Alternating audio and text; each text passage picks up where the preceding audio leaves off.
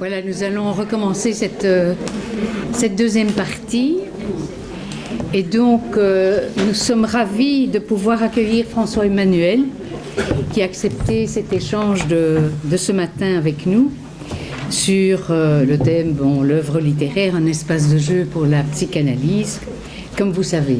Alors, je vais d'abord présenter François Emmanuel pour ceux qui ne le connaîtraient pas.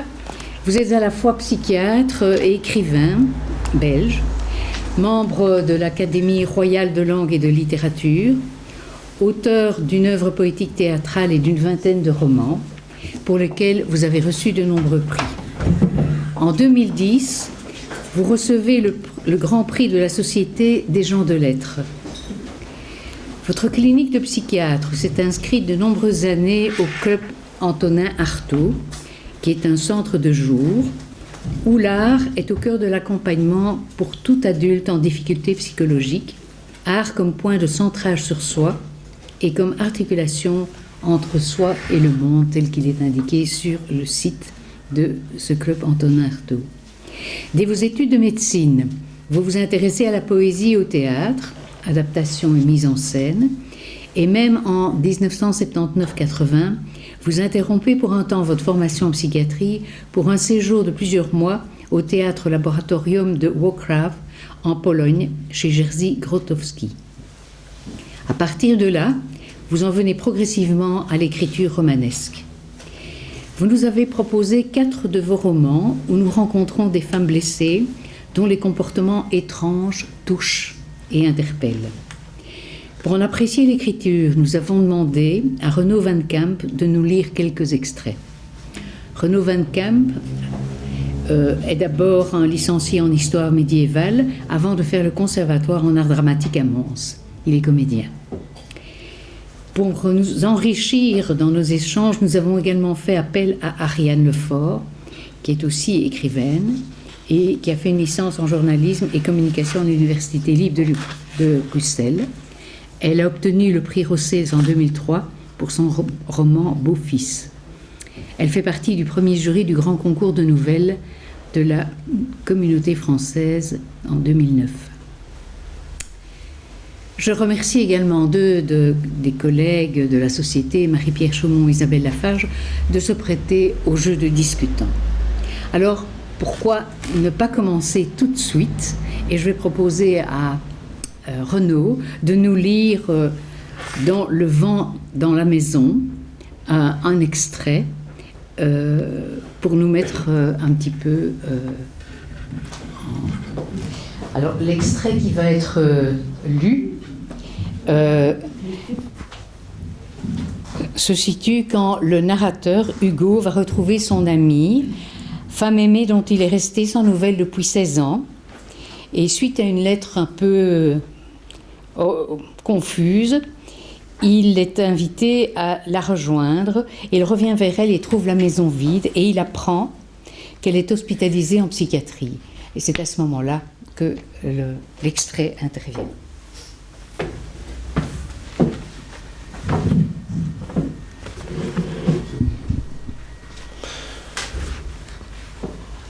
Un peu avant Andas, elle a arrêté la voiture au bord de la route et ouvert la vitre pour fumer, m'expliquant avec un grain douloureux dans la voix que c'était peine perdue. Depuis tout ce temps, peine perdue d'aller à l'hôpital, d'obtenir une fois sur 2 la permission de te rendre visite dans un parloir enfumé et de chercher vainement le contact avec toi parmi ces gens bizarres qui ouvraient la porte à tout moment. Et toi, toujours le regard absent, disait-elle. Pas triste véritablement, le regard traversé par une espèce de perdition ou d'incrédulité, comme si tu ne comprenais pas tout à fait qui on était et ce que l'on venait faire auprès de toi, comme si tu n'habitais pas le même monde, que tu avais conclu un pacte avec les esprits, aux dires étranges dans notre passion, un pacte passionnel, résistant à toutes les violences, tous les remèdes chimiques, un médecin ayant parlé de psychose déficitaire, un autre de mélancolie à bas bruit, tous ces diagnostics auxquels tu finissais par ressembler, à force d'être confiné dans ce lieu où tu n'existais plus que sous leur regard. Et eux-mêmes, Les médecins et les infirmières, ayant fini par perdre toute illusion de te guérir et par te laisser là au milieu des autres, en se contentant d'observer jour après jour les avancées de ton mal. Pourtant je sais, appuyait Isabelle, je sais que quand je lui parle, elle m'écoute. J'aperçois dans ses yeux une brève noyade, puis elle détourne la tête, comme pour me dire « c'est assez maintenant, c'est assez ». Nous étions échoués le long de la route, avec de temps à autre le souffle d'une voiture en passage qui approfondissait les silences. Comme je lui demandais si c'était arrivé tout de suite après la mort de l'enfant, elle m'a répondu qu'il devait y avoir un autre commencement, et qu'elle ne croyait pas que l'événement fût à lui seul responsable, tout étant déjà présent pour elle dans cette sorte de bizarrerie ou de fêlure qu'elle avait toujours ressentie à ton contact.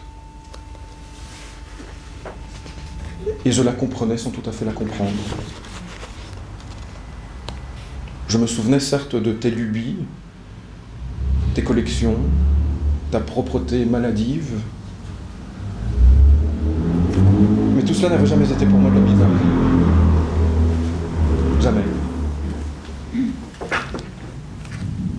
Alors François-Emmanuel, est-ce que, à l'instar du narrateur, vous ne voulez rien en savoir du diagnostic de la maladie? Lorsque nous avons évoqué votre participation à cette matinée, vous m'avez dit que pour pouvoir écrire, vous deviez entrer en ignorance. Qu'est-ce que vous pourriez... Oui, ça. Oui, il y a cette très très belle phrase de Dubouchet que Antoine a citée, donc être pour la première fois à nouveau sur les arêtes de la langue, pour la première fois, c'est ça qui est important. C'est-à-dire que pour qu'il y ait, alors c'est la question du processus, pour qu'il y ait processus, c'est entendu que un livre, un roman n'existera que s'il y a processus chez celui qui l'écrit, qui dès lors est un peu le premier lecteur, le proto-lecteur. Pour qu'il y ait processus, il faut n'en pas savoir trop. On en sait toujours beaucoup, bien sûr, mais n'en pas savoir trop. Et parce que le savoir fait que il peut faire en sorte que le soufflet retombe. Enfin, que si on en sait trop, on va tout de suite aller vers l'accomplissement au fond d'une forme de travail scolaire presque. On doit toujours rester dans une forme de trajet, c'est ce fameux mot de processus, d'être toujours projeté vers l'avant. Et donc, chez moi, enfin, la manière dont les romans se donnent, souvent, c'est à partir d'une sorte de scène inaugurale. Et puis, voilà, je sais plus ou moins que j'ai envie d'aller vers là, mais je ne sais pas encore le détail, et j'essaie de retenir ma terrible capacité constructive, ma capacité... Voilà, ma tendance à programmer, mon caractère très obsessionnel, mon côté charpenteur. J'essaye de retenir ça pour que dans cette sorte d'espace indécis de l'écriture, y ait à un moment donné une forme de vie, en fait. C'est ça, que ça soit vivant.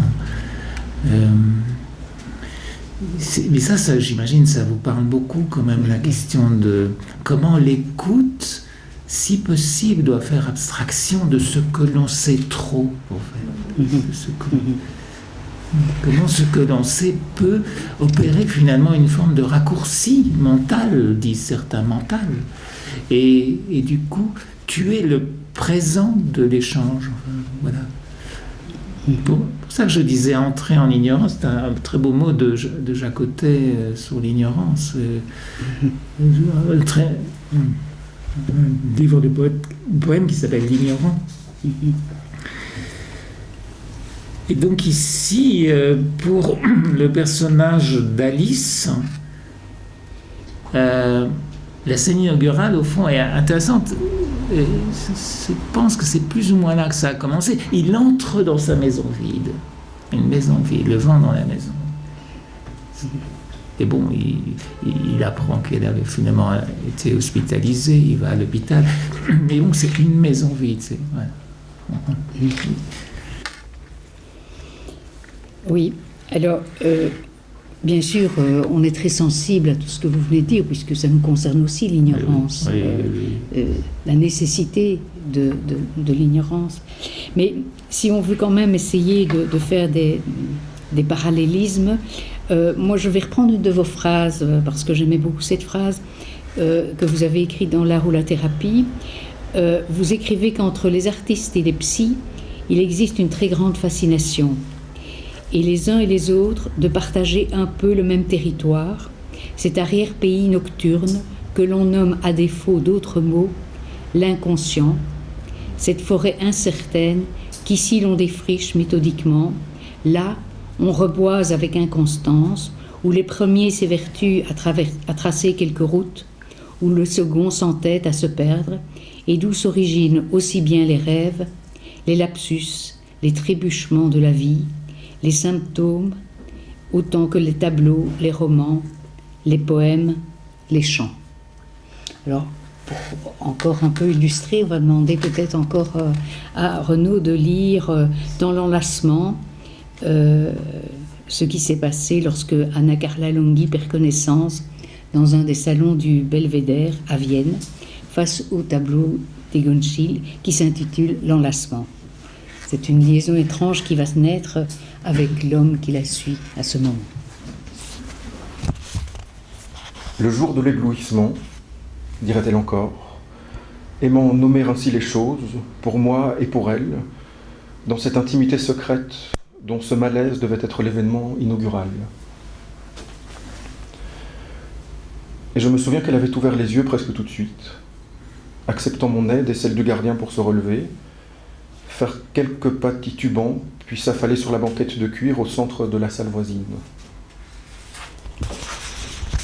Et c'est alors que je me penchais vers elle pour glisser un vêtement sous sa tête qu'elle m'avait adressé un regard long, fixe et incroyablement profond, avant que le sourire extravagant s'accroche à ses lèvres et qu'elle laisse s'échapper dans un souffle. « Ah, c'est vous ».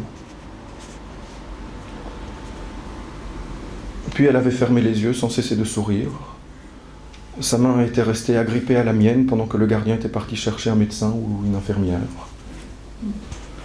Et tandis que je voyais sa respiration s'alléger, devenir imperceptible, je me souviens de m'être senti envahi par son vide, l'attirance de son corps sans vie, et tout à la fois le souvenir de sa chute, lorsqu'un instant plus tôt elle avait fait ses quelques pas vers la fenêtre, puis sans le moindre bruit dans ma mémoire, était tombée en vrille dans le contre-jour. Ni son parfum, ni l'ivresse de cette intimité soudaine, mais, il me semble aujourd'hui, le pressentiment de ce vers quoi elle m'attirait avec force, en douceur, le vertige de ce qui allait devenir notre histoire. Et il y a une phrase de Pierre-Jean Jouve que citait souvent Henri Beauchot, qui est celle-ci, pour rebondir sur l'inconscient. Et puis, l'inconscient, c'est... Non, pardon. L'imagination, c'est notre rapport libre avec l'inconscient. Un rapport plus libre avec l'inconscient. Pour parler de l'inconscient et de cette phrase que vous évoquiez, c'est donc cette chose, au fond, à partager par les artistes et les psychanalystes, même s'ils utilisent la chose autrement, même si Hugo parlait de bouche d'ombre, même si le mot inconscient est quand même très connoté psy. Et peut-être pour partir de là, donc, à partir du texte qu'on a entendu, je dirais ceci. Donc, au fond, ce texte, L'enlacement, est né d'une scène qui m'avait été racontée. Une femme entre... Ici, c'est moi qui l'ai posé au musée du Belvédère à Vienne. Une femme entre dans une salle du musée, elle est accompagnée d'un homme qu'elle connaît à peine, ils se sont vus un peu, c'est l'ami de son mari, ou un ami de son mari, qui lui-même était à un colloque à Vienne ce jour-là. Il y a peut-être quelque chose qu'on entend dans le texte de discrètement érotique, on va dire, qu'il les lit, mais à distance, à bonne distance. Elle entre, il visite ce musée à peu près vide ce jour-là, et puis elle se retrouve devant un tableau. Et là, Renaud, je ne sais pas si on l'a entendu dans ton texte, mais c'est le tableau qui s'appelle Umhartung, l'enlacement. L'enlacement, c'est un tableau assez particulier, comme Schiele les dessinait parfois, c'est deux corps agrippés. On a d'ailleurs l'impression qu'ils sont plus agrippés l'un à l'autre, on n'a pas l'impression que c'est tellement extatique, on a plutôt l'impression que les draps sont torrentueux et qu'ils sont pris comme ça dans un agrippement, se saisissant l'un l'autre. Il y a quelque chose, quand on regarde ce tableau, qu'on retrouve dans d'autres tableaux de Schiele, où il y a peut-être un lien, on ne sait pas trop comment, entre sexualité et mort, on va dire, pour dire comme ça. Mais l'histoire m'avait été d'ailleurs racontée avec un tableau de Lucian Freud. On est un peu quelque part dans ce même type de matière de chair, on va dire. Enfin bref, elle arrive devant ce tableau et elle tombe en syncope, et puis, voilà, c'est ce que Renaud a lu, elle se réveille plus ou moins et elle voit le narrateur, elle dit curieusement, « Ah, c'est vous ». Et vous voyez là, on a une scène inaugurale pour moi extraordinaire, c'est-à-dire que il y a... Qu'est-ce qui se passe ? Qu'est-ce qui se passe ? Qu'est-ce qui peut se passer ? Comment déplier ça ? Déplier ça narrativement, déplier ça, surtout pas avec le mental, hein. Comment raconter une histoire à partir de ça qui nous permette de bouger, nous comme lecteurs, d'un endroit à un autre. Enfin, lorsque j'ai commencé ce livre, avec cette espèce de phrase comme ça circulaire, je ne savais pas où ça allait aller, mais je sentais quand même quelque part qu'elle avait quelque chose de terrible à raconter, qui a partie liée avec la mort et le sexe. Elle avait quelque chose de terrible à dire, mais je ne savais pas. Donc je me suis laissé, au fond, pénétrer, et c'est comme ça que je fais, mais je pense que beaucoup d'écrivains, je ne sais pas si Ariane, ça tu pourras nous en parler, si tu fonctionnes aussi comme ça. Moi, je me laisse pénétrer peu à peu par une scène, et puis c'est une forme de hantise, et puis c'est une hantise, on va dire, qui au bout d'un moment produit des possibles déploiements, voilà. Avec la difficulté que, évidemment, il s'agit d'ouvrir, et de ne pas refermer trop vite dans l'impatience. C'est toujours l'impatience qui est notre mauvais conseilleur, et de faire en sorte que ça se déploie. Ça se déploie, et en l'occurrence, cette femme, petit à petit, va demander au narrateur, va faire une demande très précise au narrateur, qui est une demande... Je peux le raconter parce que c'est peut-être intéressant parce que ça concerne très fort la question de la psychanalyse, je pense. Elle lui demande au bout d'un moment d'abord de lire des textes, parce qu'elle aime, dit-elle, sa voix, puis etc. Puis elle lui demande de lire un texte. Puis elle lui demande la nuit de lire un texte qu'elle aurait écrit elle. Et puis ce texte qu'elle a écrit elle, c'est un texte évidemment terrible, qui est un texte où elle s'est sentie... un texte qui témoigne d'un moment très particulier où elle a été violée, donc brûlée dans son corps.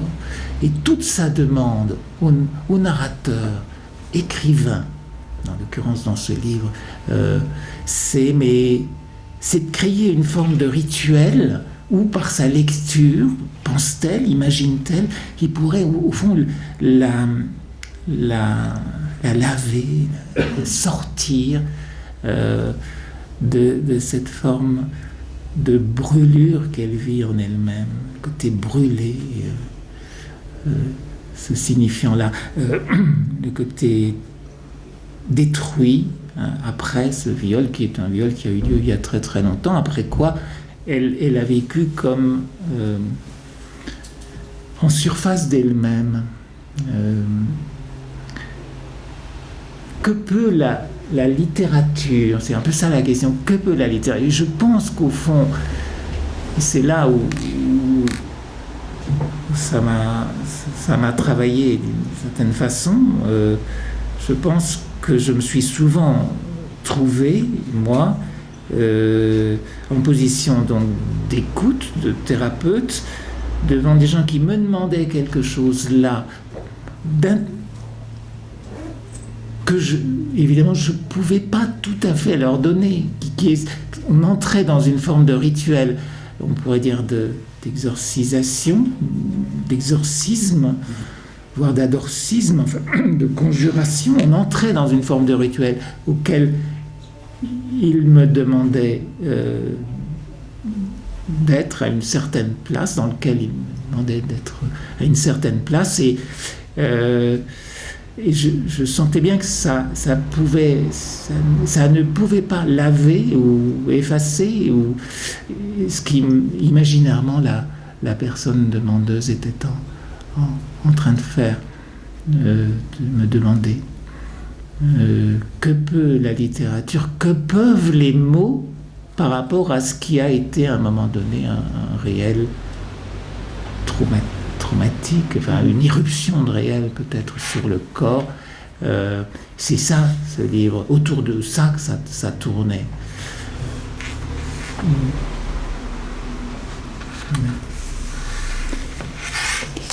Alors, peut-être pour encore faire des liens entre auteur et psychanalyste, je vais partir d'un avant-propos de Jean-Paul Mattaux dans un numéro de la revue qui est consacré à Jacqueline Hartmann. Et quand il dit « La création littéraire comme la pratique psychanalytique se fondent sur un même ressort de base, la mise en tension de la pluralité du soi. L'attention de l'analyste est déconcentrée et se distribue entre les différents niveaux narratifs, figuratifs, émotionnels et sensoriels, puis à certains moments se reconcentre dans l'émergence d'une forme ou, au contraire, se dissout dans une absence à soi. L'écrivain, face à la page lectrice, recueille les mots et les phrases qui se forment en lui, au contact des différents états qu'il laisse advenir, pensées, sentiments, actions, scénarii, personnages, entrecoupés d'états flottants. Est-ce que vous seriez d'accord avec ça ? Oui. D'abord, la notion de pluralité de soi, ça c'est assez magnifique quand on a le bonheur de pouvoir être romancier, c'est d'exercer au fond des identités autres, de pouvoir être un enfant, un vieil homme, de pouvoir se distribuer, d'ailleurs assez librement, pas seulement au niveau du narrateur, mais de tous les personnages. Donc ça, c'est assez magnifique. Alors, il y a une pensée qui m'est passée, parce que la fin de votre texte, mais ça avait sorti. Enfin, peu importe. On y reviendra, sans doute. Vous voulez que je relise ? Oui, redites la fin, peut-être. L'écrivain, face à la page lectrice, recueille les mots et les phrases qui se forment en lui, au contact des différents états qu'il laisse advenir, pensées, sentiments, actions. C'est-à-dire que dans ce processus, alors, c'est quand même... Il y a un processus, on peut dire il y a un processus analytique, c'est sûr. On peut dire il y a un processus créateur. Mais dans le processus créateur, au fond, l'attention est à la forme. Ça tend vers la forme. C'est pas le formel, hein. Mais on est aux prises avec la question de la forme. qui peut être du... On est avec du corps pour produire un corps de forme. Donc l'attention est là. C'est une forme en devenir. Dans le processus analytique, l'attention n'est pas nécessairement vers une forme. C'est autre chose. On enlève une couche, on enlève encore une autre couche, et la personne peu à peu avance comme elle peut, et elle fait du récit, et un récit sur un autre, et petit à petit, ça lui permet de réouvrir au fond un champ qui a été terriblement fermé. Vous voyez comme ce sont deux choses très différentes. C'est pourquoi on ne peut pas travailler, je pense, la création des personnes comme on travaillerait leur dire en psychanalyse. C'est pas du tout pareil. Dans les ateliers d'écriture, quelqu'un vient, il vient avec un texte très personnel. On ne peut réagir comme animateur d'atelier que sur la forme, comment il a exprimé formellement, comment il est arrivé à l'exprimer. Et comme on sait qu'on est dans le cadre d'un atelier d'écriture, on en reste là. Parce que c'est l'éthique précisément de ce travail d'accompagnateur ou d'animateur d'atelier.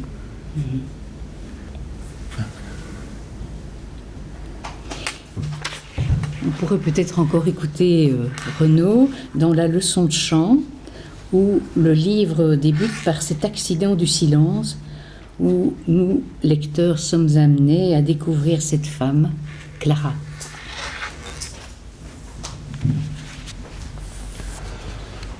Elle s'avance sur la scène des Cordeliers.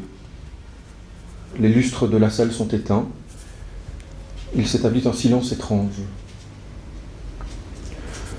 Je vois le liseré blanc du proscénium, le détail en lumière rasante des lames du plancher, d'où surgit la masse noire du trois quarts queue. L'image dans ma mémoire est très précise, quoique intermittente, comme s'il s'agissait d'un film dont ne me reste que quelques séquences. L'instant où elle marche, l'instant où, posant la main sur le piano, elle se campe face au public. L'instant des premières notes du Nacht und Träume et l'accident du silence qui les accompagne. Par deux fois, le pianiste doit répéter l'introduction pour qu'enfin émane d'elle une voix faible, crispée, spectrale, survivant vaille que vaille tout au long du lied. Lorsque s'éloignent enfin les dernières notes, il y a un long temps de suspens, puis d'un coup, le public applaudit à tout rompre. Je me souviens d'avoir été gêné par cette ferveur à fleur de peau qui emportait tout sur son passage. Ils n'acclamaient pas ce lied asséché, exsangue. Ils applaudissaient à la seule performance d'avoir tenu, de leur avoir épargné l'incongruité d'une défaillance, l'horreur d'une chute. Ils se laissaient aller comme toujours à la confusion des sentiments, et après le tonnerre d'applaudissements, tout était déjà recouvert par le brouhaha mondain des fins de soirée musicales. La scène revient en rêve et se décompose. Je la vois qui marche de profil, éternellement. Je la vois dressée, assez loin de moi, prenant son souffle pour m'appeler. Je vois un bref oiseau noir déployant ses ailes dans le vide sonore. Là encore, c'est vraiment une scène inaugurale, très clairement. Une femme qui est censée chanter Nacht und Traum, un lied magnifique. Elle finit par le chanter, mais elle le chante à voix fermée, ça ne sort pas. À partir de là, va commencer toute une longue errance, et le narrateur est son professeur de chant, précisément.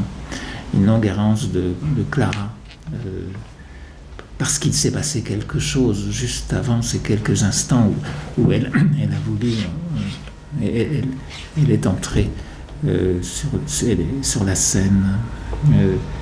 Donc j'ai quelque chose qui là me semble tout à fait intéressant comme point de départ. Je savais au départ pas comment j'allais le déployer, mais voilà, ça s'est mis ainsi. Alors, l'oiseau noir, oui, c'est un risque, parce qu'on est dans le champ du... On n'est pas dans le poème, hein, l'obscure clarté, là, tout à coup. Dès la deuxième page, j'ai risqué quelque chose comme ça.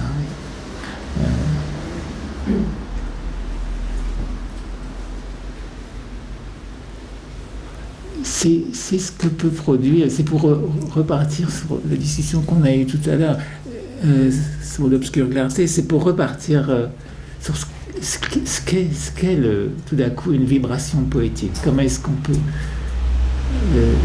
Le poème, il essaye à un moment donné de nous faire traverser un champ qui est un champ plutôt plan et nous faire partir un tout petit peu ailleurs. Et là, on pourrait dire que c'est un insert poétique, une tentative de poétisation là, du moment, puisque je fais appel à un rêve pour reprendre la scène. Voilà.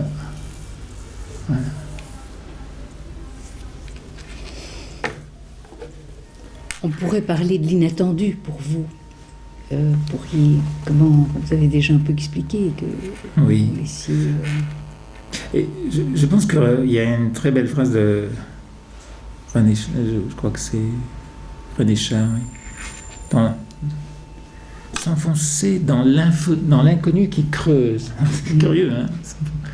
Et donc effectivement, si on est sur l'arête des mots et si on est dans cette sorte de fraîcheur, et Dieu sait comme on n'a pas du tout l'inventivité de nos propres rêves, parce qu'on travaille comme des besogneux, hein. Ça tâtonne, ça cherche, ça ne marche pas, mais bon, par à coup, ça finit par aller, parfois, se relisant, s'oubliant, repartant. Il y a quelque chose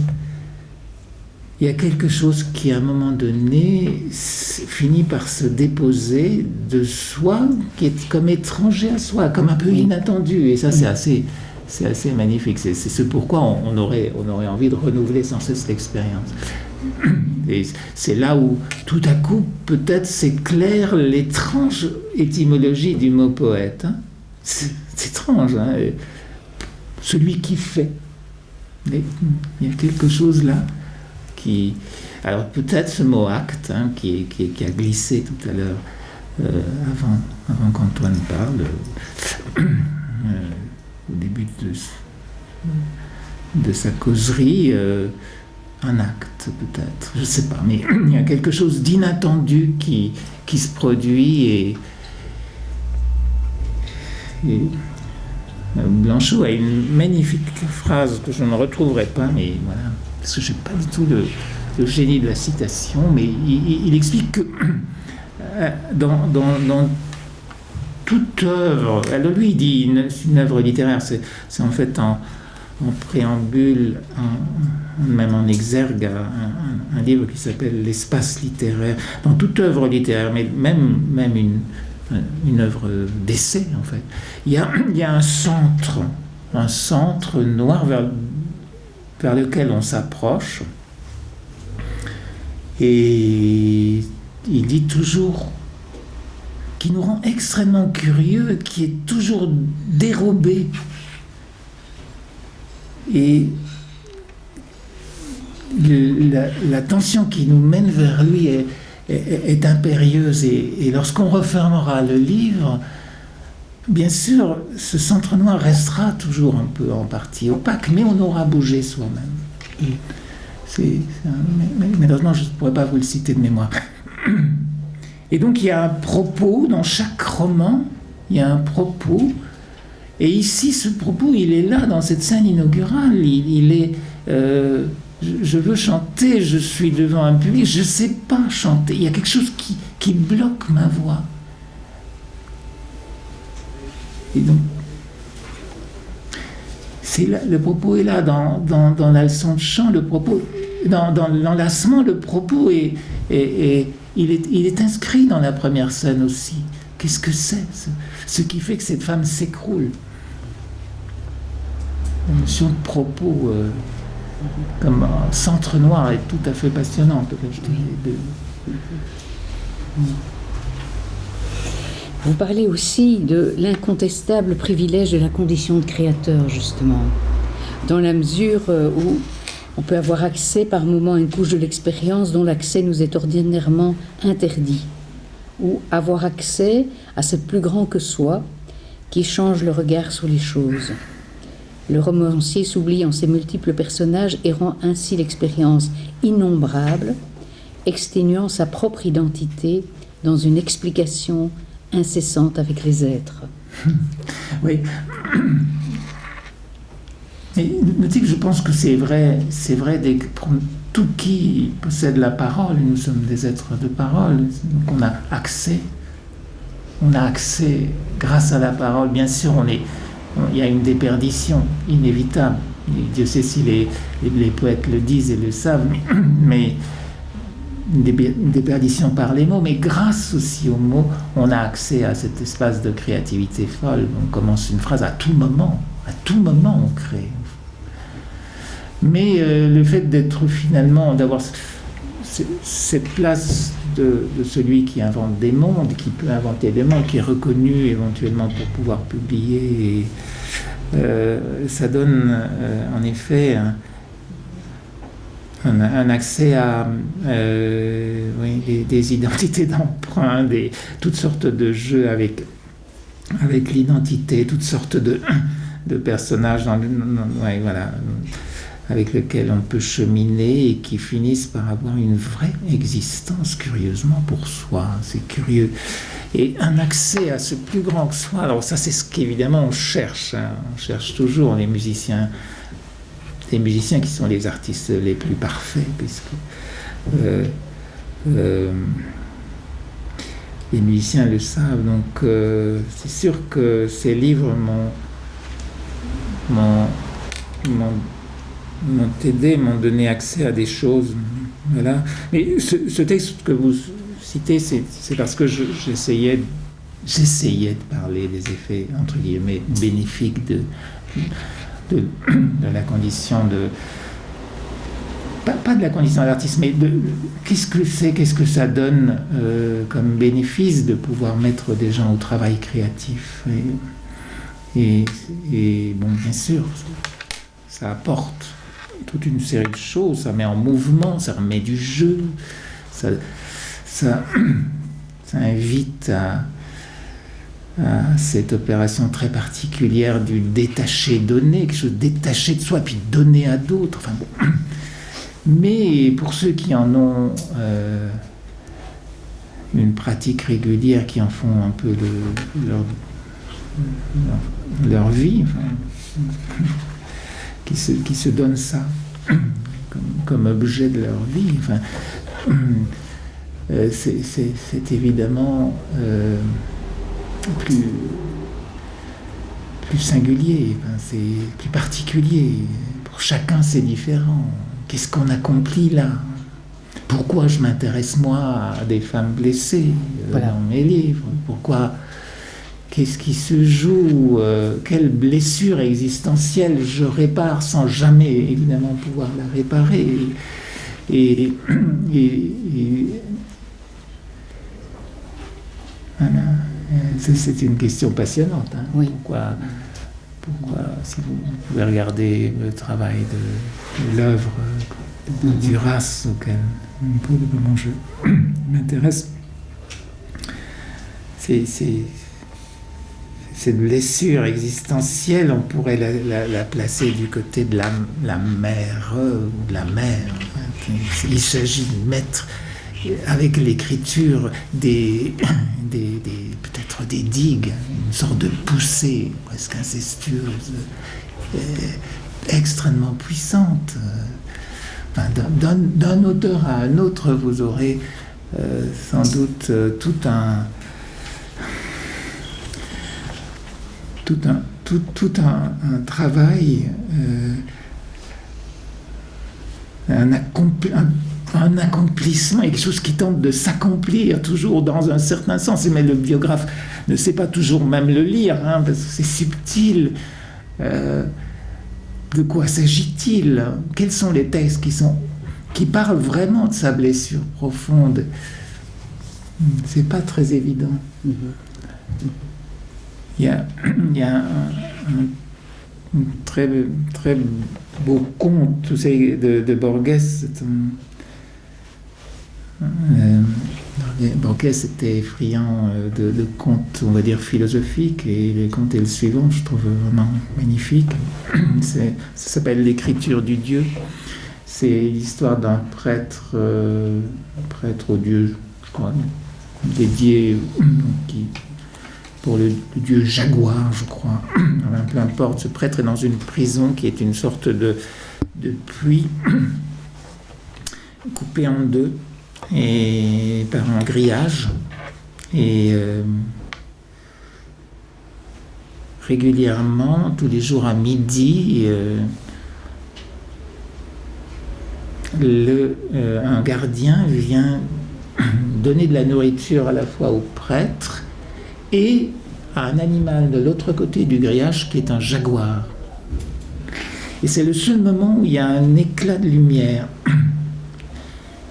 Et grâce à cet éclat de lumière, il se dit qu'il va peut-être pouvoir lire les dessins, les ocelles sur la peau du jaguar, et peut-être cerner l'écriture du Dieu dont il est le prêtre. Et à partir de ce moment-là, la prison,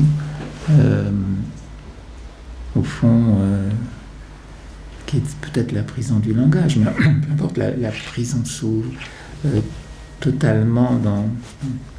Il faut lire la nouvelle, qui est relativement courte. Il y a une magnifique métaphore dans cette nouvelle. Borges, qui d'ailleurs était mené souvent quand il était petit au jardin zoologique, et qui se fascinait pour les bêtes sauvages et qui en avait très très peur. Donc il y a quelque part une partie mêlée entre l'angoisse et la traversée de notre condition. On pourrait peut-être prendre maintenant le texte Anna et les ombres. Donc c'est le début de la relation de l'héroïne, si on peut dire, Anna, avec son professeur de thèse. Et le narrateur est un ami du père d'Anna, auquel elle s'accrochera. Ainsi vint le grand corps de Philippe Got, non plus ce généraux promoteur de thèse, ce maître prolixe, boulimique en toute chose, brillant en société, adoré par ses étudiants, mais cet adolescent grandi, maladroit de bonheur, et qui l'inondait à présent de messages, cadeaux, rendez-vous et fleurs. Et elle, qui ne refusait pas, cédait toujours davantage, se laissait griser par ses attentions, apprenait à se plaire d'être l'espérée, la plus jolie, et s'avancer ainsi sur un désir qui n'était pas le sien. Elle se laisserait déshabiller par lui dans la chambre, comme on laisse tomber sa tête fatiguée de soir. Il y a un enfant en tout homme lorsque l'on se prend à l'aimer un peu, et l'enfant de Philippe était là. On pouvait caresser, consoler l'enfant de cet homme qui pleurait quelquefois parce qu'il la trouvait, disait-il, trop belle. Et dans la pénombre de l'étreinte, son corps projeté contre le sien, entraîné dans les draps torrentueux, son corps qui ne lui appartenait plus, son corps revenu du très étrange, elle retrouverait parfois par éclat le grand frère absent, imaginé, le compagnon des jeux immémoriaux. Et même si elle se relevait toujours un peu perdue de ses nuits de sommeil heurtés, il lui devenait désormais plus facile de marcher dans l'ombre d'un autre et régler son pas sur son pas. Une aisance envahissait alors les choses. Vivre comme une rumeur douce. Ce qu'elle ne me dirait pas en ces termes, ce que je devine, plus que je retranscris, combien l'amour, ou ce qu'on appelle l'amour, demeurait pourtant le lieu d'un malentendu, ne pas arriver à se déprendre tout à fait, ne pas se découvrir le cœur qui bat, ne pas sentir sur sa peau le chant des caresses, ne pas mourir ou se laisser mourir, et parfois entendre au-dedans d'elle la voix qui lui dit que la scène n'est pas juste, qu'il y a trop de charge dans le regard que Philippe pose sur elle, trop de candeur dans ce visage qu'un coup d'ongle ferait saigner.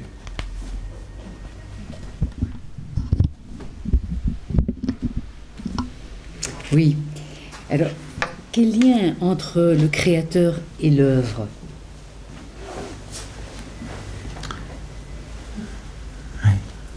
C'est un peu vaste. C'est vaste. Je peux peut-être dire Oui. certaines choses que vous avez écrites déjà Oui, pour vous oui, relancer. oui, oui. Vous dites notamment « Quelque chose du lien échappera toujours, nous rappelant que toute œuvre est avant tout un lieu d'une rencontre, rencontre entre l'auteur et l'œuvre, rencontre entre le singulier d'un sujet et la part humaine universelle qu'il sollicite dans son processus de création, rencontre enfin entre l'œuvre et celui qui la reçoit.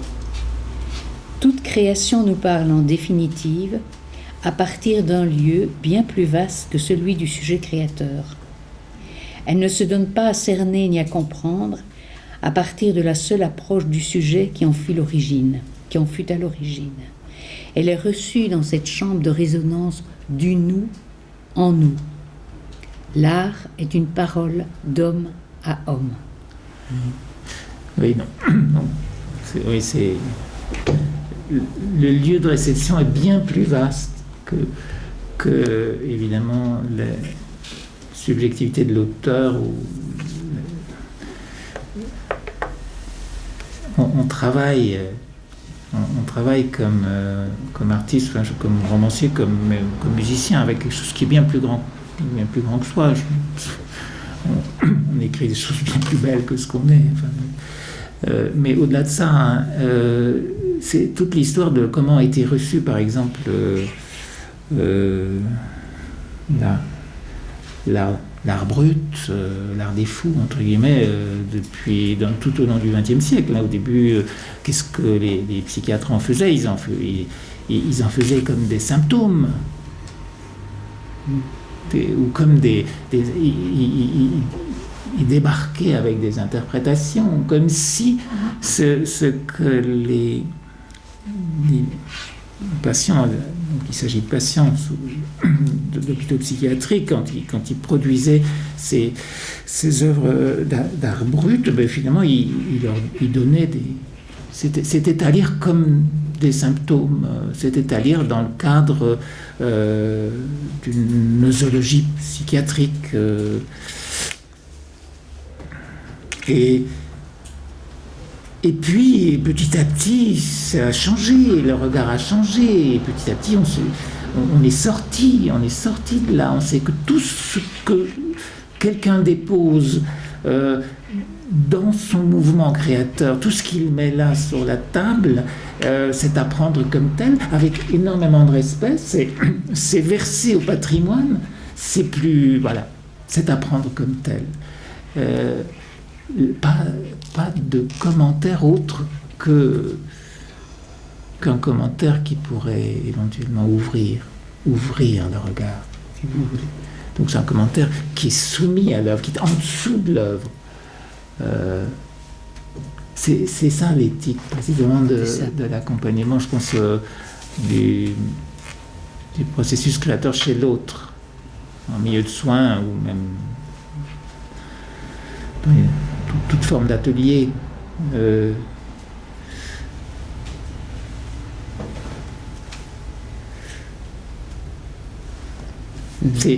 C'est là où ça frotte un peu, hein, avec ce que dans les rapports entre, je pense,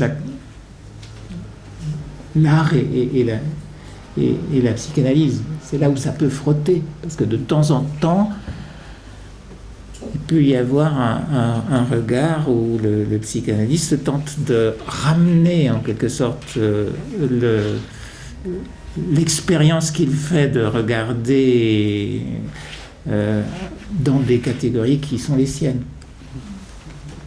Alors là, il y a un peu viol, profanation, peut-être viol d'intimité, je sais pas quoi, mais il y a quelque chose qui est réducteur, voire il y a quelque chose qui est un peu pire. Donc c'est important, ça, je pense.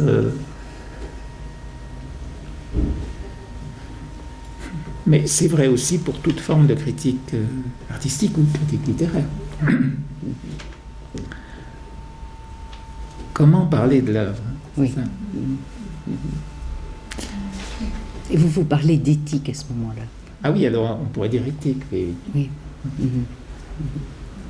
me semble que c'est un mot difficile. Je pense qu'il y a des points d'agression en éthique. C'est dire que c'est... Et pour cette rencontre. Mais c'est un point important, me semble-t-il. Enfin, c'est pour ça que j'avais écrit ce texte à l'époque.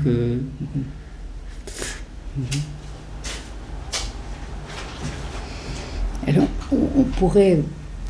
On chemine un peu dans les associations comme ça. Donc, on peut parler du public interne. Est-ce que ça vous parle, ça, cette notion-là? Donc, Michel de Musan, qui est un psychanalyste que nous connaissons bien, parle d'une sorte d'instance qui accompagne constamment l'écrivain dans son activité. Et pour Jacqueline Hartmann, l'écrivain porte en lui trois aspects. Elle parle de l'écriveur, le public interne et le lecteur interne en perpétuel dialogue. Oui, c'est ça. Oui, donc c'est sûr hein, que dès qu'on écrit, moi je n'en verrai que deux, c'est plus facile. Donc il y a une instance qui écrit, puis il y a une instance lectrice. Donc on se relie. On sait bien que le lecteur, il va lire ce qu'on a travaillé en une matinée, il va le lire en 1 minute. Donc il est dans une temporalité qui est la sienne. Et donc on essaye de rejoindre sa temporalité, de lire avec sa vitesse à lui. Et retrouver c'est encore une fois la fraîcheur. Hein. Exactement comme réentendant, je réécoute mon texte, mais j'ai complètement oublié, bien sûr, donc ça m'intéresse. Je suis dans cette fraîcheur d'écoute. Il s'agit de ça. Alors, ces deux temps sont toujours là. Toujours là. La difficulté, c'est pour ça que je préfère dire l'instance lectrice et pas dissocier le lecteur intérieur et le lecteur extérieur, parce que ça, c'est la porte ouverte à évidemment une forme d'écriture qui est complètement inféodée au bout du moment, etc. Mais ça ne m'intéresse pas. Alors, c'est intéressant aussi d'en parler, parce que je pense que le peintre ne fait pas autre chose, en fait. Il peint, et puis il retourne le tableau, il essaye de retrouver. Une fois qu'il retourne à nouveau, il essaie de retrouver la fraîcheur du premier regard.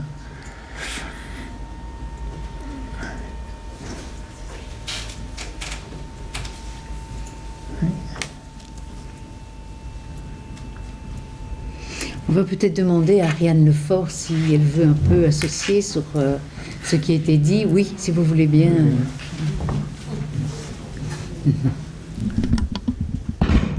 C'est merveilleux d'enlever son masque.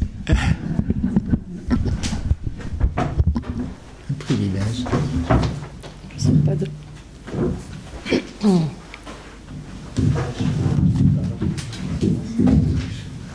C'est un petit peu difficile toujours de parler après François Emmanuel, parce que je trouve qu'il sait parler, ce monsieur, hein, je l'entends depuis 30 ans. Mais alors, évidemment, il y a beaucoup de résonance en moi. D'abord, je voudrais vous dire que j'étais un petit peu intimidée de venir ici parce que je ne connais pas très bien ce monde et que j'ai l'impression, pas de venir avec mon ignorance, mais parce que je sais que je suis ignorante, mais de venir vraiment avec mon innocence. Donc je suis ici en tant qu'écrivaine et je me disais, mais qu'est-ce que je vais leur dire? Mais qu'est-ce que je vais leur dire? Et puis mon compagnon me dit, écoute Ariane, si tu parlais de tes livres, je pense que c'est encore la meilleure manière de venir. Tu n'as pas rien à leur apprendre sur la psychanalyse, évidemment. Alors ça m'a totalement rassurée. Puis alors du coup, j'ai été un petit peu replongée dans mes livres et je me rends compte évidemment que si j'écris, c'est entre autres parce que je suis vraiment totalement encombrée par moi-même. Et donc je suis obligée de déposer quelque part ce que j'écris, ce que je suis. Du coup, comme je suis encombrée par moi-même, je vais déposer les choses, mais surtout après, je ne vais jamais aller les relire. Donc je les écris, mais j'ai l'impression qu'à partir du moment où j'écris, je suis une menteuse. Je suis une menteuse puisque évidemment, je vais commencer à écrire un récit autour de moi-même. Je ne vais pas me laisser aller. Donc je structure, je construis, je travaille, je maçonne, et j'ai l'impression alors d'avoir tout contrôlé, et c'est très intéressant. Et en même temps, comme disait François-Emmanuel, je suis un peu intimidée, je n'ai pas l'habitude de parler en public comme ça. Bon, voilà. Et alors donc, quand j'entends François-Emmanuel qui dit on est totalement dans l'inattendu, c'est évident qu'on est totalement dans l'inattendu. J'ai l'impression d'avoir en même temps réussi à contrôler les choses et en même temps je n'ai rien contrôlé du tout. Parce qu'il se trouve qu'en venant ici, je me dis mais qu'est-ce que je vais leur dire? Je me dis il va falloir que j'aille revoir ce que j'ai écrit, évidemment.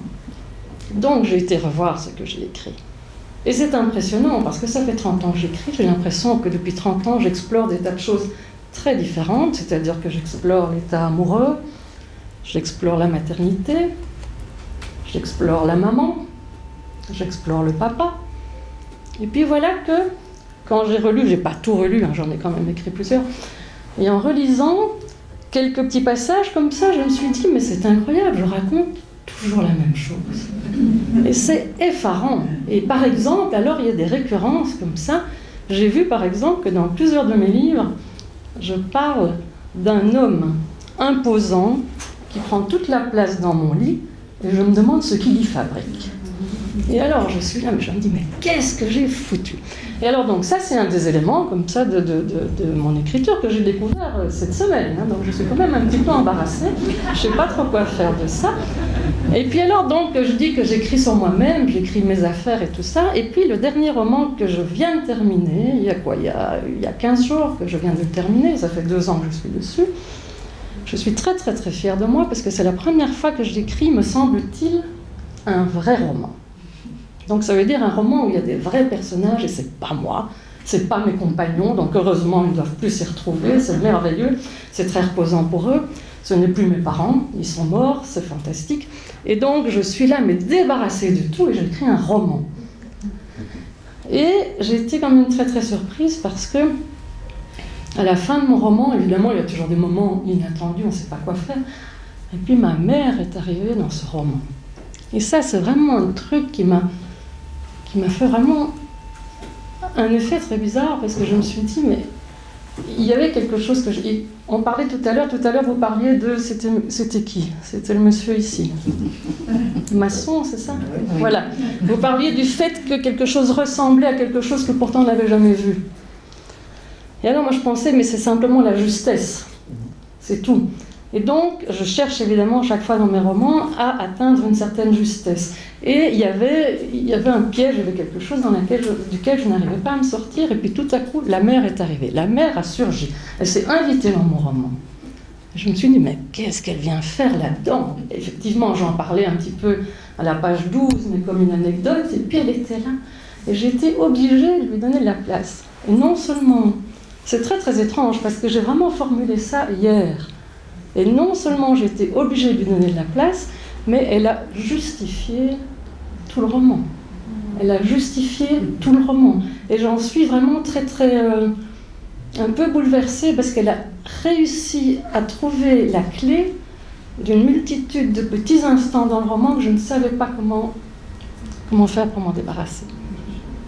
Et donc voilà, je suis face à ça, donc je pense qu'il y a beaucoup d'inattendus dans le roman. Enfin voilà, c'était un peu l'impression que j'avais, mais effectivement, quand j'entends François-Emmanuel, j'ai envie d'y passer la nuit. Enfin, pas forcément ensemble, mais voilà. C'est tout. Je dois remettre mon masque.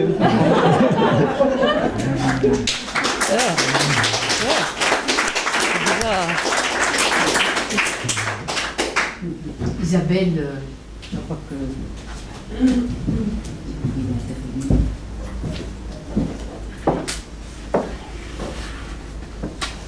Bonjour. C'est grâce à Ariane que je suis derrière ce micro, parce que sinon j'aurais jamais osé prendre la parole. Mais comme elle a eu le courage de le faire et qu'elle a parlé aussi du fait qu'elle est très intimidée, je suis aussi très intimidée. Je tremble comme dans un tableau d'Egonchiel depuis que je vous écoute tous les deux depuis ce matin. Et en même temps, je me suis dit, oh là là, soit je m'efface, hein, ce qui semble être une bonne chose en vous écoutant, et soit je profite quand même de votre présence pour poser une question voilà, je sais pas comment vous allez pouvoir y répondre, mais en tout cas je suis curieuse de savoir ce que vous allez pouvoir en dire. Et en plus, en écoutant Ariane Lefort, c'est exactement de ça dont il s'agit. Vous utilisez une formule que je trouve, enfin en tout cas très forte et très très marquante quand vous parlez au fond de l'effet thérapeutique que peut avoir l'écriture. Vous énumérez, j'ai lu un petit peu le texte théorique sur la question de l'écriture de la psychanalyse et la thérapie. Vous utilisez une formule que je trouve impressionnante, qui est la question du décapage de l'ego. C'est fort.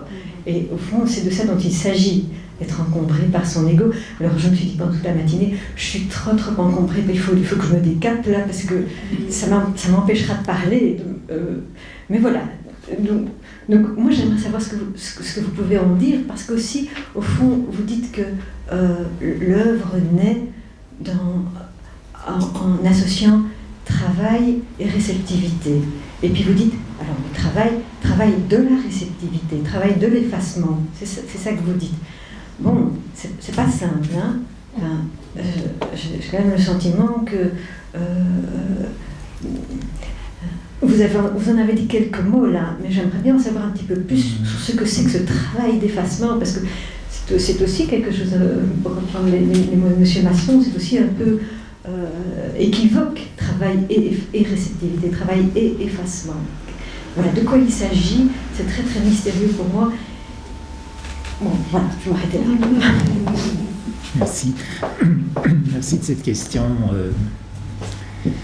vraiment, évidemment, tout à fait intéressante et passionnante. Même, je pense, je me rappelle du 90e anniversaire de Maurice Blanchot, qui lui avait tellement pratiqué l'effacement que ses amis se réunissaient en son absence et à son insu. On disposait que d'une photo de lui prise dans les années 20, où il pousse un caddie dans les années 50, où il pousse un caddie dans un parking de supermarché, je crois. C'est-à-dire qu'il y a à force d'utiliser des personnages, on peut le penser dans le dispositif du roman, il y a peut-être une certaine un certain travail de décapage de l'ego. On s'efface peu à peu. C'est-à-dire qu'on se rend compte combien l'ego c'est peu de choses, combien ce petit être-là qui dit je. Mais là, je suis en face de tas de pensées, au fond. Parce que il y a quand même chez l'artiste un enfant qui a besoin de reconnaissance, et qui en veut. Et on est tous des êtres, même des artistes relativement âgés, mais très très très sensibles à l'ego. Et le fait de très sensible à l'ego, oui. Donc ça veut dire le fait de pratiquer cette sorte de métier va nous rendre encore plus sensibles, parce que chaque fois il s'agit de rejouer la partie à zéro. On remise on remet toute sa mise. Est-ce qu'on peut poursuivre? Est-ce qu'on fait acte là tout d'un coup véritablement est-ce qu'on propose quelque chose d'un livre qui tienne? Est-ce que ça existe? On est sans cesse face à cette question, et on sait bien qu'on vit dans un monde où des artistes sont devenus, enfin les quelques artistes sont devenus iconiques, enfin une icône, c'est-à-dire quelque chose de l'ordre de l'ego. Donc c'est troublant, parce qu'à la fois au sein même du travail d'écriture dans la chambre fermée où l'on écrit, il y a en effet une forme d'explication, comme je disais, explication avec toute une série de personnages. On se disperse sur toute une série de personnages, et donc petit à petit on en a peut-être une certaine, on en gagne peut-être une certaine distance avec soi-même, et on arrive à se débarrasser un peu de ce fameux ego qui nous encombre et nous embarrasse beaucoup.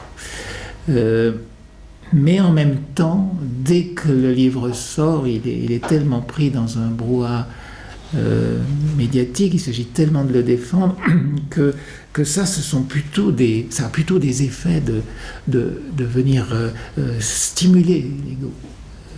Donc c'est pas facile. En plus, ce sont des mots difficiles à utiliser. Le mot ego, il y a qu'est-ce qui fait que je dis je, au fond? Ça, est-ce que c'est de l'ego, ça? Le sujet du verbe, on sait trop, nous, qui écrivons, on sait trop comment ça engage le verbe, comment ça engage, comment la phrase et le verbe nous engagent, enfin, ce jeu. Oui. Et puis, cet ego, je sais pas trop, j'ai l'impression quand même que le but de la vie, c'est quand même de se débarrasser peu à peu de cet ego, c'est-à-dire d'apprendre à mourir, comme disait Duras, d'apprendre au fond que, voilà, on peut partir, on peut le regarder de haut, on peut partir. Cet enfant, parfois sourcilleux, parfois colérique, c'est parfois jaloux, enfin, voilà, on peut le laisser partir, parfois tellement avide de reconnaissance, etc. Il s'agit d'apprendre ça. Et il me semble d'ailleurs que le projet de la psychanalyse, c'est aussi ça, c'est de se débarrasser. Je crois que Jacqueline me l'avait dit d'ailleurs une fois, dans une des phrases qu'elle avait très tranchante. Il s'agit de ça, de débarrasser de l'ego. Mais le fait voilà, d'être dans l'espace de la nécessaire défense des livres et entre guillemets du commerce rend cette visée parfois difficile. Voilà. Ce que je pourrais répondre à votre question posée avec beaucoup de modestie, mais beaucoup de subtilité aussi. Marie-Pierre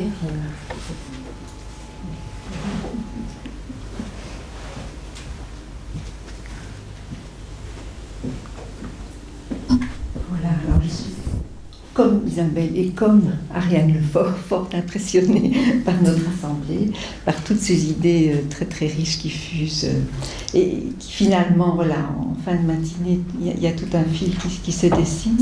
Je reprendrai le être pour la première fois à nouveau. Madame Lefort qui dit « J'écris tout le temps la même chose » parce qu'en lisant vos 4 ouvrages, donc j'en ai lu d'autres, mais j'ai lu ces 4-là un peu à la suite, et j'ai eu vraiment le sentiment de 4 variations sur le même thème, qui pourtant s'étale sur 20 années d'écriture, c'est assez intéressant. Et je me demandais si la reprise comme ça de cette thématique des femmes, parce que c'est la même configuration, au fond, une femme, deux hommes, avec un homme qui est en surplomb un peu, qui va écrire, qui va contenir, qui est le confident, l'analyste, enfin, ou le curandero, je simplifie évidemment, mais je me disais sans doute que ça participe de ce mouvement, peut-être de trouver enfin la bonne forme, la bonne manière de dire quelque chose qui est de votre vérité la plus intime. Et dans ce mouvement-là de création, je trouvais que ces 4 livres montraient très bien le processus de symbolisation, de mise en représentation de mots, au fond, pour ces 4 femmes traumatisées. Les traumas à travers d'abord un récit oral, elle parle d'abord à l'homme, et puis à travers l'écriture en un troisième temps, au fond. Et je voyais là quand même, alors bien sûr j'ai lu en analyse, je ne veux pas réduire l'œuvre littéraire, mais c'est quand même un processus dans votre création qui est très proche de la cure de parole. Et alors je me disais, vous qui occupez les 2 domaines comme ça, vous voyagez, est-ce que parfois vous auriez l'impression que en vous, l'écrivain écoute le patient et que le thérapeute écrit? Oui, oui, c'est toute la question de l'articulation. Vous avez raison, ce sont des livres qui se touchent pour sans doute la simple et bonne raison que très souvent j'étais dans cette position qui est la vôtre, et je suis encore d'ailleurs dans cette position de thérapeute, donc je suis calé dans ce fauteuil, et mon drôle d'esprit voyageur ne peut pas s'empêcher de m'inventer au fond une place plus active, et donc c'est un professeur de chant, c'est un ancien amant, pour un an, c'est le père, c'est l'ami du père, c'est un écrivain pour l'enlacement qui passait par là.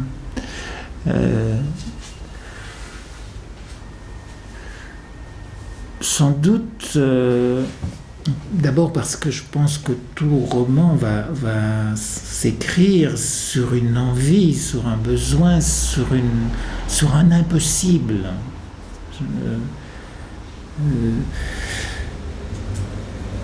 Et sans doute parce que c'est sans doute assez proche de ma, on va dire, blessure. C'est pas un très beau mot parce qu'il est très marqué, c'est comme le mot castration. Il est très marqué physiquement, mais ma blessure existentielle, donc peut-être mon rapport à ma mère, mon rapport à la tristesse de ma mère, peut-être, je pourrais dire ça. L'envie de consoler, quelque chose comme ça, l'envie de... Aussi, aussi un truc que j'avais quand j'étais enfant, j'avais toujours l'impression que les femmes entre elles s'échangeaient un secret incroyable, quoi. Et j'étais dans une chambre au 2e étage, je suis d'une famille nombreuse. Il y avait 2 choses. Il y avait le fait que j'étais au-dessus de la chambre de mes parents, donc j'entendais le bourdonnement des voix la nuit. Mon père parlait souvent à ma mère et elle le rassurait. Et ce bourdonnement, c'est-à-dire les mots dont je n'entendais pas le sens, faisaient sans doute marcher mon esprit d'enfant, éveillé ou inquiet. Et puis il y avait dans cette chambre une porte qui donnait sur les combles et qui était une porte avec une fenêtre translucide qui donnait sur le noir. Je me suis dit après coup, voilà, j'ai grandi à côté d'un espace obscur qui m'intriguait toujours, et ces voix en dessous qui disaient, il y a donc un secret qui m'échappe toujours. Et je voyais ma mère qui était une aînée d'une famille de 5 sœurs, parler avec ses sœurs, parler parfois en langue parce qu'elles avaient un langage à elles. Et chaque fois, j'avais l'impression que le secret, il était ailleurs. Et peut-être que c'est ça qui a mis en marche ma drôle d'envie d'écrire. Percer ce secret, consoler. Je pense comme psychanalyste, on sait qu'on est à cette place-là, pas tout à fait par hasard. Par ailleurs. Mais maintenant, mon travail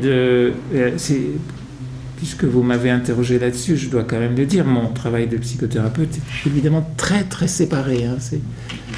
Je n'utilise quasi jamais rien de ce que j'ai entendu, vraiment rien. C'est très distinct, je suis en position, c'est une autre chose. Mais en même temps, comme on est romancier tout entier, c'est clair que si j'avais pratiqué un autre métier, si j'avais été instituteur ou jardinier, j'aurais sans doute écrit d'autres livres. Je n'aurais peut-être pas écrit ces 4 livres. Oui, alors il nous reste peu de temps, je vais laisser la parole à 2-3 personnes, 2-3 questions. Est-ce qu'Antoine, tu aimerais intervenir? Non, pas de... Il y a peut-être... Oui, Lespina, si tu veux bien intervenir. Oui. Oui.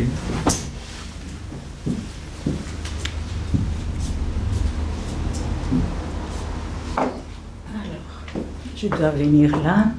Et je pensais vous dire, donc ma toute dernière association, pourquoi moi je suis impressionnée d'être présente ici. C'est parce que d'abord, je découvre l'état de mon ignorance, c'est-à-dire que je ne connais aucun de vous comme auteur belge.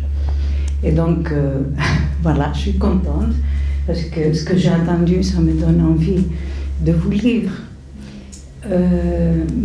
Et donc, en écoutant tout ce qui était dit aujourd'hui dans ce colloque international de la revue, mais bien belgo-belge aussi, puisque voilà, si je ne vous connais pas, je pense qu'en partie c'est lié au fait que je viens d'ailleurs, mais bien que je vis ici maintenant depuis presque 30 ans, et il y a toujours moyen de faire de belles découvertes. Et alors, j'ai eu différentes associations en vous écoutant. Oui, une qui me paraît très intéressante, c'est quand même cette question de la mise, si dans le processus analytique, thérapeutique, il y a une mise en forme. Je crois que c'est une discussion très intéressante, voilà.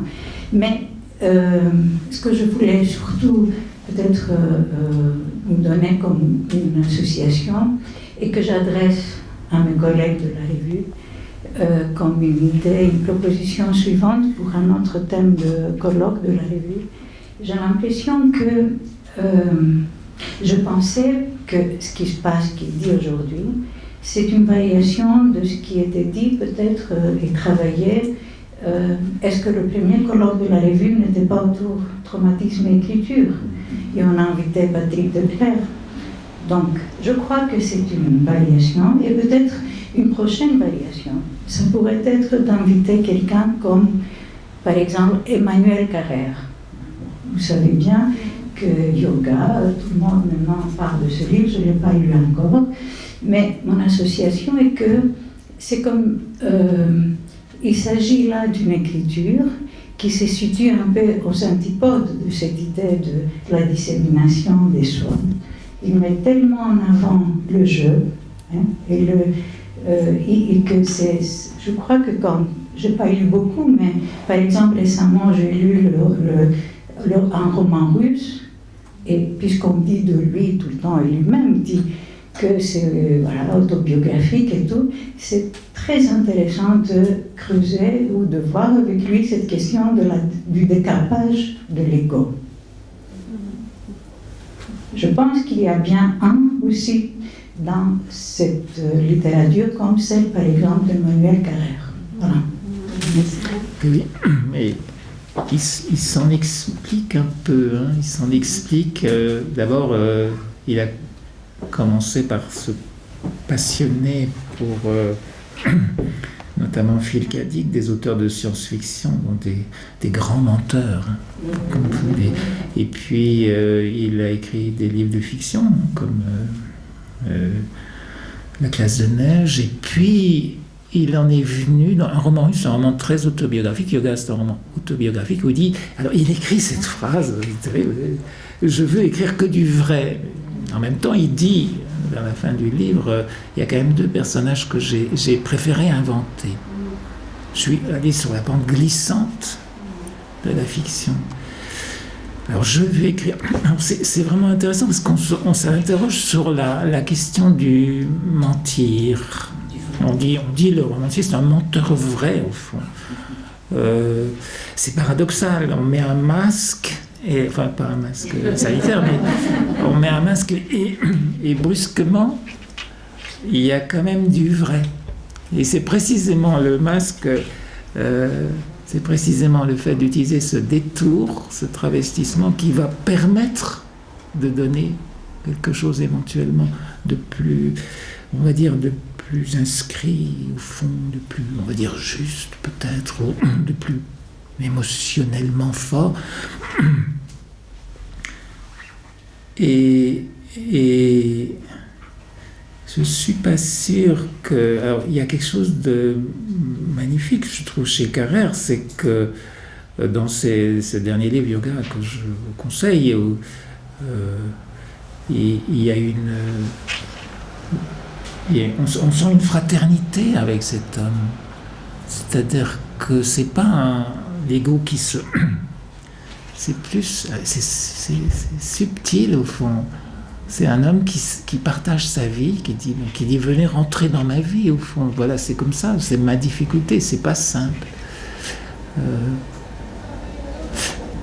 Mais ça, c'est Carrère. Mais pour parler de la fiction, je pense que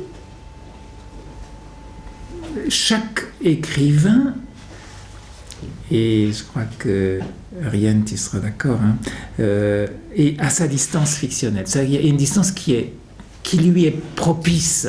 Si vous prenez par exemple Annie Ernaux, ben oui, elle va dire, moi je ne sais pas inventer. Moi je ne sais pas inventer. Donc mais elle fait un vrai traitement littéraire parce qu'elle reprend au fond ce qui lui est arrivé avec quel talent aussi. Et elle va donc écrire, c'est de l'écrit, c'est traité, il y a une mise en forme, pour reprendre le temps, il y a une vraie mise en forme, mais c'est très près d'elle-même. Hein. Et puis si vous prenez à l'autre bout du spectre, je sais pas, Garcia Marquez, qui écrit « Vivre pour la raconter », menteur comme c'est pas permis, il invente à toutes les pages. Mais c'est sa voix, en fait, c'est la voix qu'il a.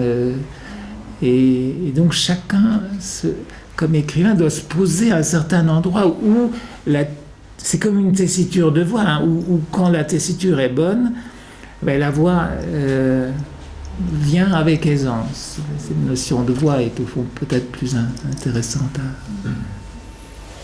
Encore une dernière question,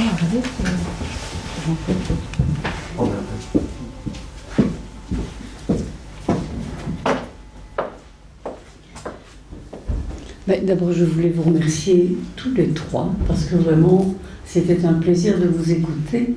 Et voilà, je suis passée par plusieurs sensations dans un univers qui est finalement un univers qui nous est bien commun, je trouve.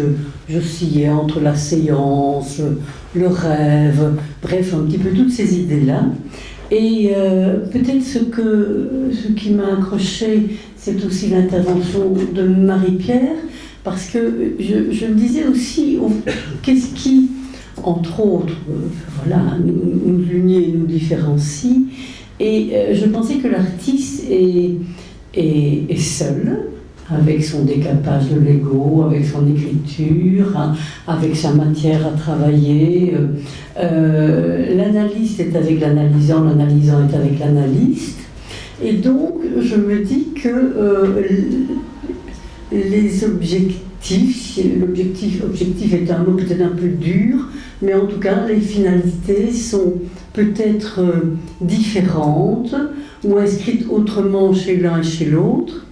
Et alors, pour illustrer un petit peu tout ce qui me venait en tête à ce sujet, je pensais à un artiste peintre que je connais bien et qui, pour faire court, avait cherché sur sa palette un bleu particulier. Il avait l'habitude d'utiliser 2 bleus et il cherchait un 3e bleu. Donc il y avait le bleu cobalt, le bleu, je ne sais plus, le bleu nuit, je crois.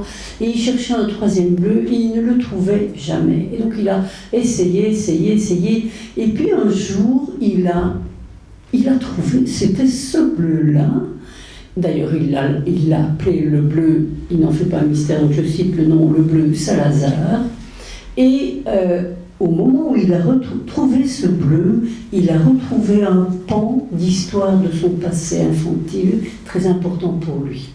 Et je me dis, voilà un peu aussi ce jeu de l'artiste qui est à la fois thérapeute de lui-même, voilà, et qui découvre par sa création qu'une mer apparaît ou qu'un bleu apparaît et qui révèle quelque chose. Je trouve que ça illustre bien aussi un peu tout votre travail magnifique. Voilà. Merci. Ça fait penser à la note bleue aussi. J'en peux, oui.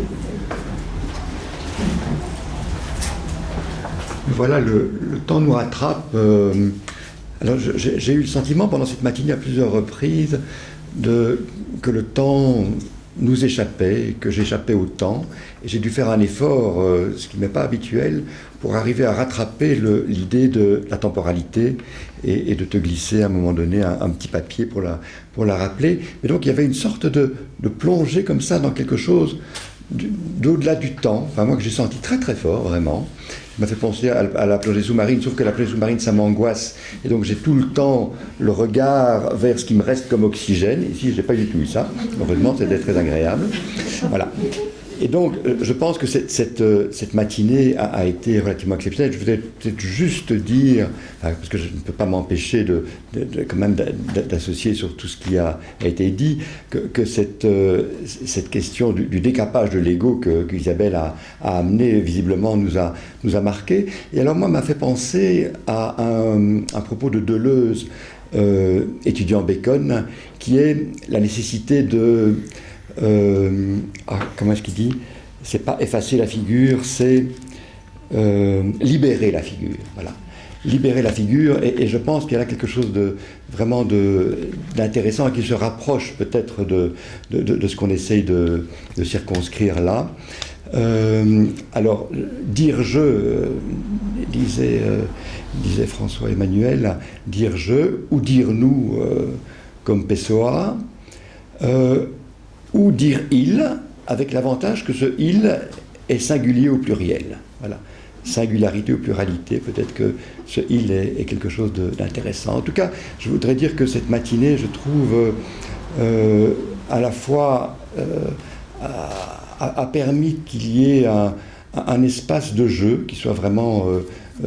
qui s'ouvre véritablement, et un espace de jeu qui est devenu un lieu où un travail s'est fait sans effort. Et alors évidemment, ce travail qui se fait sans effort dans un lieu comme celui-ci, dans un espace-temps comme celui-ci, où on oublie un peu le temps, est quand même tributaire de tout le labeur, pour reprendre le terme que François Emmanuel a également employé, le labeur des collègues qui nous ont fait le plaisir, l'amitié même de venir nous parler. Donc ce labeur qui a précédé et qui vient ici alors se déployer, nous permettre de flotter dans quelque chose qui travaille, qui se met au travail sans qu'on ait grand effort pour le faire.